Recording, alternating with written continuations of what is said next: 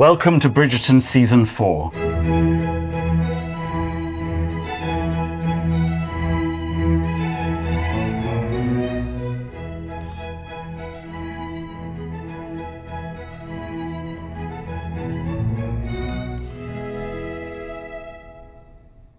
Hello, welcome to the Bridgerton world. My name is Alison Gartshore and I'm production designer on Season 4 of Bridgerton.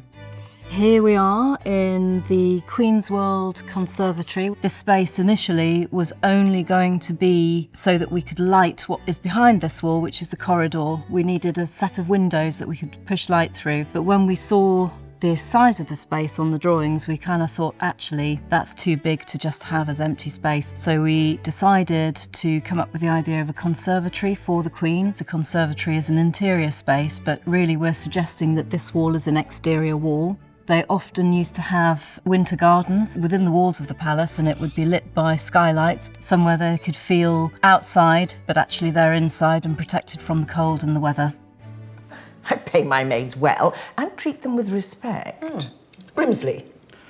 The royal household is royal, Your Majesty. Hello, I'm Hugh Sachs and I play Brimsley in Bridgerton.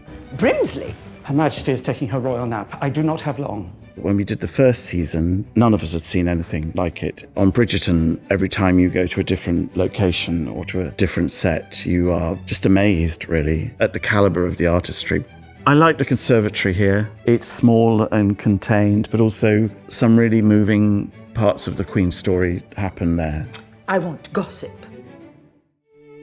We have here a bonbon tower, which is a classic thing for our Queen Charlotte. She loves her bonbons, and we normally do them in this format in the shape of a cone, which is how they used to pile them up, decorated with edible florals and raspberries, as you can see. She's got a bit of a sweet tooth, the Queen. This space is designed using trompe, which means deceiving the eye, and it's a theme that runs throughout Season 4 of Bridgerton. It mimics the fantasy versus reality that threads through the storyline. We had a scenic artist who came in and painted all of these panels to look like they're 3D, but actually they're not. They're just a paint effect. Very decorative, beautiful. We top dressed it with florals. We decided to continue the theme of the 2D versus 3D with these beautiful bird sculptures which we made up in-house. The centerpiece is a beautiful tiered fountain, but instead of having running water, which of course isn't very good for sound, we decided to make it into a sculptural floral display instead. The Queen loves her florals. She loves the colour, the scents of the flowers. Statuary, classic Greek and Roman,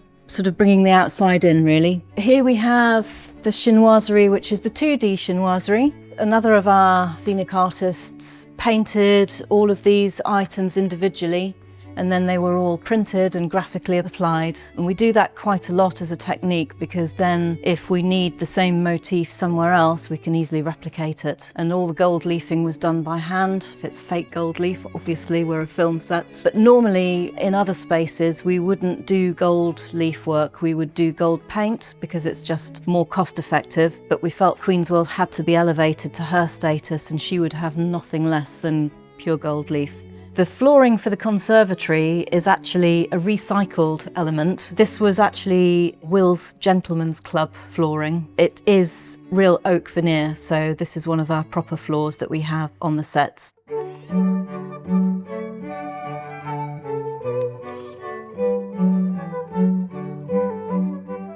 Here we are in the Queen's corridor. We are dressed for a particular event. Lady Danbury's going off on her travels and the Queen is reluctantly letting her go. Why do you wish to leave me? As I said, I desire a return to my homeland and No. Why do you wish to leave me? I always describe Brimsley as in charge of the Queen's hardware, like her day-to-day life, and Agatha is in charge of her software, her emotional life. It's incredibly moving because the way Golda plays it is she sort of unravels at the prospect of losing her best and only friend. And Brimsley is desperately trying to persuade Lady Danbury not to go. You must come back. Request an audience with Her Majesty. Apologise. I shall do no such thing. We've got a lot of galleon imagery to represent that journey that's about to happen. And for this particular piece, we asked our florist, Philip Core, to design and make a floral seascape for the ship to be bobbing away on. The guests are coming through that doorway, up the stairs and into the ball itself. So this is one of the first things that they see when they come into the ball.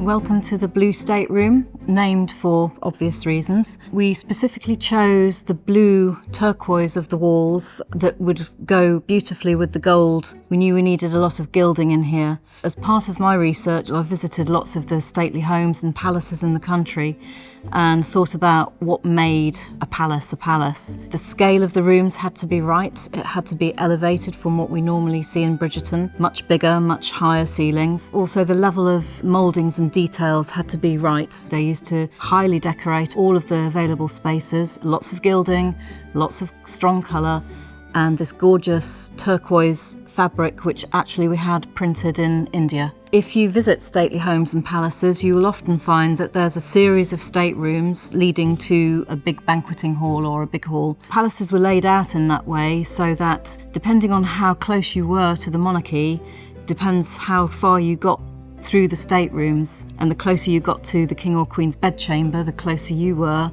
and the more trusted you were. A lot of the inspiration for these rooms were places like Buckingham Palace, Windsor Castle, Petworth House, all the very big hitters that we have in this country. So over here we have a couple of technical drawings. This is a ground plan and it shows all the space as if you are a bird looking down, and it shows the outline of the walls and the thickness in between the walls and the layout. So you can see that all of the rooms interlink through the doorways. If we wanted to, we could do a circular walk and talk through all of the different spaces. And this is what we call a set of elevations. So you have the ground plan in the corner, and then each and every wall has an elevation which gives you all the detail that needs to be on that particular wall.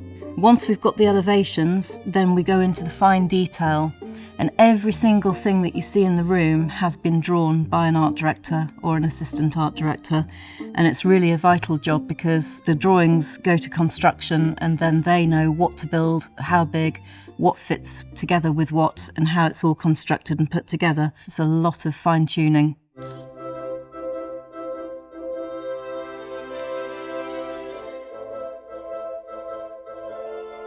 Here we are in the pink stateroom. These colours were inspired by a room in Blenheim Palace, actually. We wanted to show a difference between the blue and the pink. The blue stateroom is a much harder, harsher room. Any scene that she's going to be a bit firm with somebody usually is the blue stateroom they choose. This one is a bit more feminine, a bit softer. Carpet in here, as with all the spaces, they're all graphically designed. The turnaround time to make a carpet like this is about 3 months. So it's one of the first things that we have to design when we are designing any space for any set at Bridgerton. If we need a carpet, it really helps to play the character. I always say the sets make you want to stand up straight. It's not a slouching world. When you play royalty or that world, it's not only the way the characters treat the Queen and her world, but it's also the set. You kind of know that you're in somewhere very rarefied and special. I believe my taste in ladies may be as discerning as your taste in bonbons. it was scripted that actually the bonbon tires had to be huge. So here we have the most enormous bonbon tires that we've ever had on Bridgerton. They are absolutely vast. This beautiful lattice work. There's thousands and thousands of individual pieces within this room that were hand stuck on, each one individually measured and hand stuck in exactly the right place. The wall panels either side of the Palladian windows, you can see we had one, but we needed two. So we had to hire a sculptor whose job it was to replicate exactly and hand carve. We do that quite a lot actually when we need sculptural pieces, which is great because, you know, they're very skilled people and I love giving artisans work. It's wonderful. Such as the shell details in the bottom of the panels, a couple of weeks work in each one. So all of our fireplaces in the Bridgerton sets do work. We can't have anything that gives off a noxious fume, so our special effects team actually came up and designed a system for us specifically using a biofuel that doesn't give off any kind of dangerous vapours. And the access to this fire is through the doors there. There's a secret little hidey hole you can get behind the fire where they can refill the tray of fluid whenever they need to do that. But it does give a decent, realistic size fire.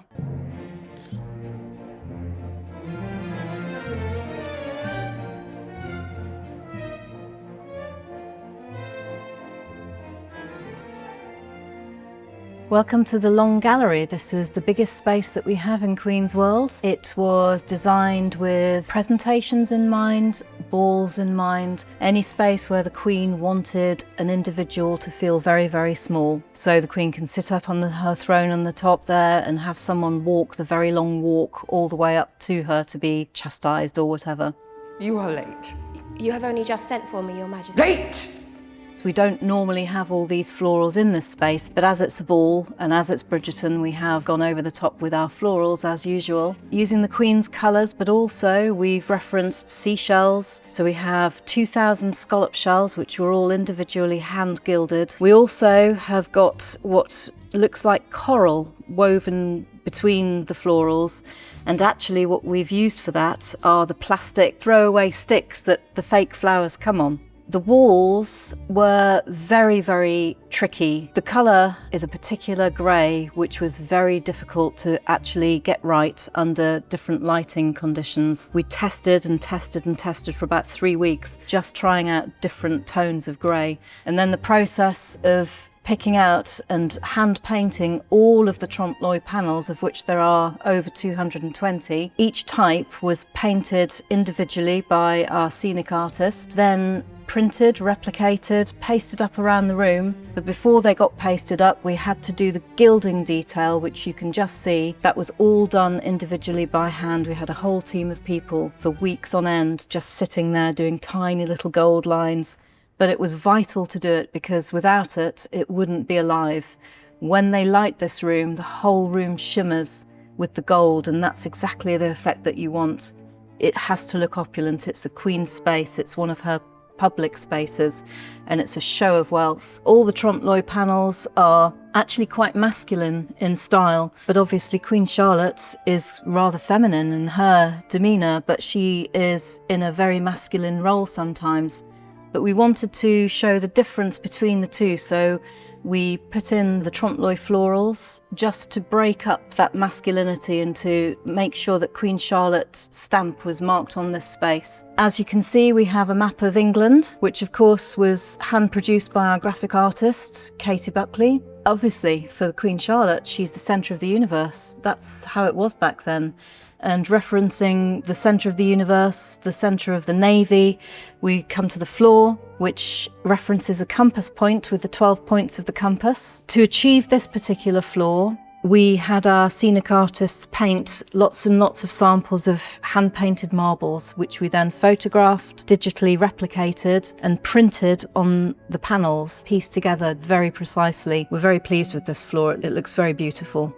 Obviously, for a ball for Bridgerton, there's always music. For this particular ball, we built in a podium across the windows for the musicians to be ever so slightly elevated so that they play a bit more of a role in the picture. Through the windows, you might be able to see we have a new printed backdrop, which is called a translight. Because we have established that the Queen's Palace is, the exterior is akin to Blenheim Palace, we took the landscape from Blenheim Palace, we photographed it and had it reprinted so that it looks like it's the view from the palace. It lights for both night and day. We can light up the windows in the buildings to make them glow, to make it look like it's a nighttime scene out there.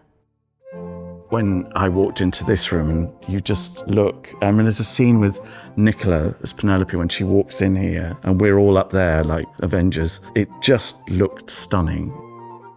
Here we are standing in front of one of the many pairs. We've actually got 44 doors on this whole Queen's World set, which is a phenomenal amount of doors. They are absolutely beautiful, but were very, very difficult to achieve. The doors are very large. Assistant art director Natalie McCormick, it took her 7 full weeks of work simply drawing and working out these doors, how to design them. Over the 44 doors that we've got on the set, there's over 10,000 individual pieces of decoration that were all hand applied. The lion's heads, that was a piece that was sculpted by our sculptress Tracy Lilly. In the middle we have hand painted Queen's insignia for Queen Charlotte, and they were complicated, but look rather magnificent, I think.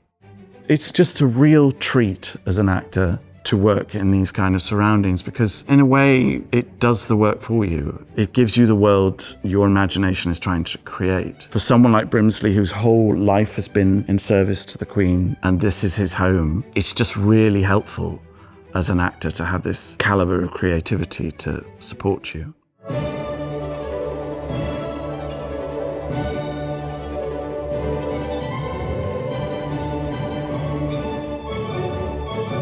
Thank you so much for visiting with me in Queen's World, new for season 4.